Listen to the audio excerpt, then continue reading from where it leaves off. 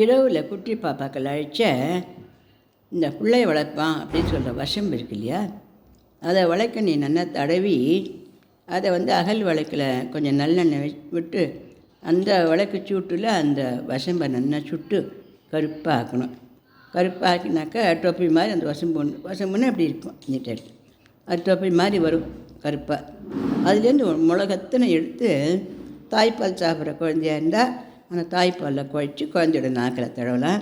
இல்லை பெரிய குழந்தைகளாக இருந்தானாக்கா கொஞ்சம் அப்புறம் ஒரு பசும்பாலில் ஒரு மிளகத்துன்னு அதை போட்டு குழந்தைக்கு சாப்பிட கொடுத்துடலாம், பாலாடையில் போட்டு விட்டுடலாம். இந்த சாப்பிட மாட்டேன்னு குழந்தை பிடியாதுன்னு பிடிச்சிருந்தா அதை கம்பல் பண்ணாமல் அதோடய தொப்பை மேலே வயிற்று மேலே அந்த தொப்பில் சுற்றி அந்த பசும்பால்லையோ தாய்ப்பால்லையோ குழைச்சி தடவி விட்டுடலாம். அப்படி பண்ணோம்னாக்கா கொஞ்சம் நாளைக்கெல்லாம் அந்த குழந்தை வயிற்று நோவாக இருந்ததுன்னா போயிட்டு மூச்சா போயிட்டு வயிற்று நோவு நீங்கி நல்லா தூங்கும். ஆனால் தூங்கி எழுந்த உடனே குழந்தைக்கு கபகபன்னு பசிக்கும். அதனால் சாப்பிட்றதுக்கு ரெடியாக பண்ணி வச்சுக்கணும் அதுக்கு.